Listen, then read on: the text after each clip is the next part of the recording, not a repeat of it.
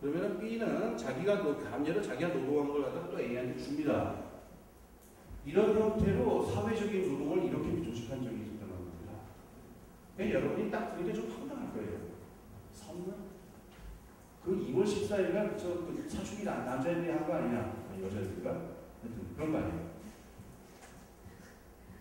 근데 그 무슨 반지, 초콜릿 이런 걸로 선물이 오고 가는 건 내가 이해를 하겠는데 사람이 먹고 살려면 반지, 초콜릿으로 먹고 삽니까? 쌀도 있어야지, 집도 있어야지, 비타민 등이 있어야 되는데 그걸 선물한다? 집을 선물하니까 그 대가로 2년치 5년치 쌀을 줬다?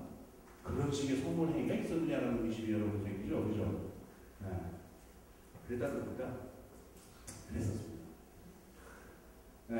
그게 왜 그런지 이유를 얘기하면요. 선물이라고 하는 게 아무 대가 없이 주는 거다라는 생각을 우리가 보통 하잖아요. 근데 그것도 기독교인들이 만들어낸 관념이에요. 로마 제국 말기에.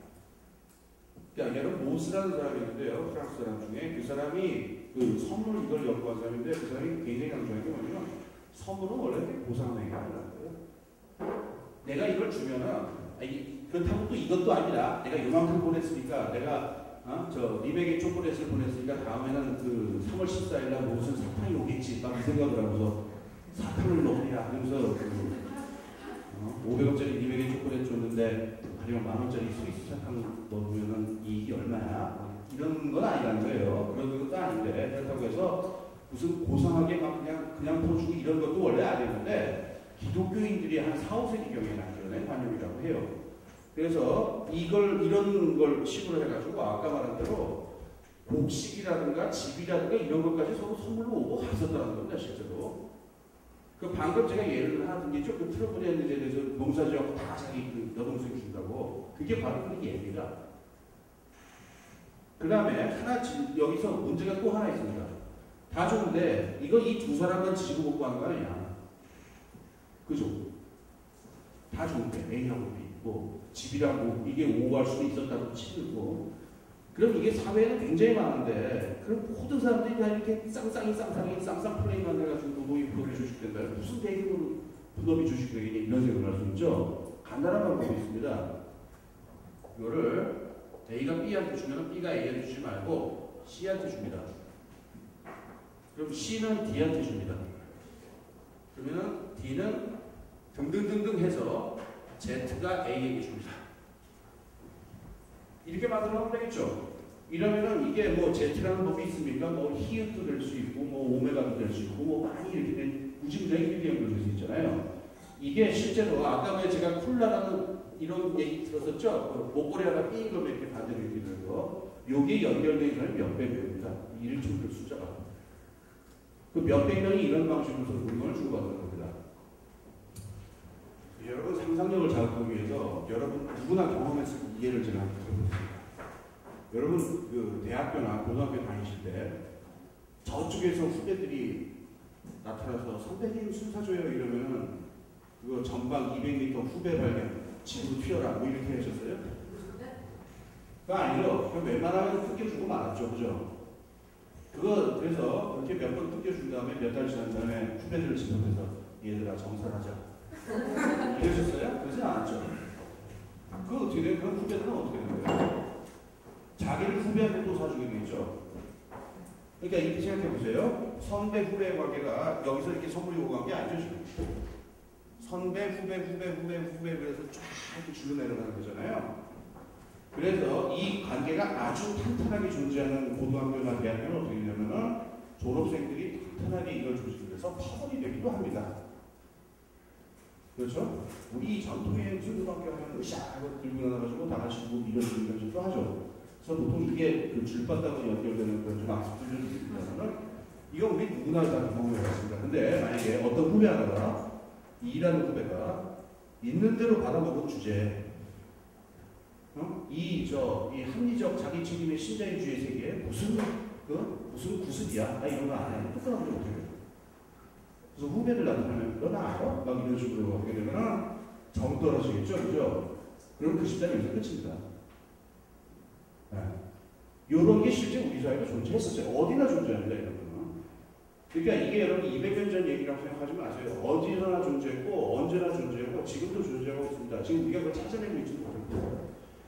리디스트리뷰션이라고 하는 게 재분배라고 하는 게 뭐냐면은 이런 걸 갖다가 이렇게 공간적으로 풀어놓은 거라고 생각하시면 돼요. 그 다음에 다 A한테 냅니다. 그러면은 A는 이걸 쭉 받아가지고 1번만 하나 쓰겠습니다. 분바이를 합니다. 이 분바이가 이 분배의 일본 음식 발음입니다. 제가 왜 이 분바이라는 말을 썼냐면 이게 도둑놈들이 쓰는 경우인데 작물 있으면 이제 같이 공범들끼리 이제 분배를 해야 될 거 아니에요. 그죠? 그럼 망돈돈 얼마, 그 다음에 금고돈돈 얼마, 뭐 이런 식으로. 그래서 왜 도둑, 오야구, 도둑 세계에서 오야구는 분바이를 잘해야 된다라고 그러고 있습니다. 분바이 잘못하면 도둑 집단에서 나이가 나가지고 막 깨집니다. 그래가지고 이런 식으로 다 걷어가지고 다 돌려주는 겁니다. 이렇게. 그러면 여러분 이런 식으로 그 사회적인 노동 전체를 조직하는 방법도 있습니다. 있었습니다. 그럼 여러분도 이 얘기니까 저런 원칙적인 방법으로 얼마나 잘할 수 있을까? 청하는 말씀입니다. 이렇게 해서 정제를 조직했던 사회에서 세운 돌덩어리가 있는데 그게 인류의 7대 불가사리로 남아있죠. 고대 20대 고왕국이 바로 이런 식으로 정제를 조직했었습니다. 제국사회, 고대 사회나 중세 사회까지의 제국 경제있죠. 굉장히 큰 스케일의 그 제국 경제들은 거의 대부분 경제를 이런 식으로 조직했습니다. 그러니까 어촌에서는 물고기를 세금으로 받고 산촌에서는 산삼 도라지를 세금으로 받았다가 이걸 중앙에서 가지고 있으면서 왕이 가지고 있다가 필요한 만큼 나눠주기는 합니다. 그래서 어촌에 있는 사람이 산삼 맛을 볼 수도 있고 그 다음에 산에 있는 사람이 소금이나 물고기를 먹기도 합니다. 이 제국의 중앙에 있는 이 덕분에 이렇게 중앙을 중심으로 해가지고 물 재화가 이렇게 왔다 갔다 하는 형태를 제국이라고 합니다. 자, 그러면 지금 이거 참고로 우리 시장이라고 하는 조직 형태는 어떤가 하는 특징을 한번 생각해 보겠습니다. 요 세 가지가 사회학적으로 다 좀 성격이 좀 다르죠. 아까 말한 시장이라는 제국 상호성 있잖아요. 이거는 A와 B가 어떤 관계에 있는 거예요. 서로 뭔가 선물을 주고 선물을 받아야 되는 어떤 사회학적 관계에 있는 사람들이죠. 뭐 부부라든가 사돈이라든가 그렇죠. 이 사람들끼리 내가 이만큼 했으면은 저쪽에서 이만큼이 없으면 나도 이걸 보내는 게 A지. 뭐 이렇게 생각하는 종류의 사회적 관계입니다. 그래서 이걸 행하는 사람들은 분명히 이걸 하면서 요 고려도 없는 건 알겠죠. 네?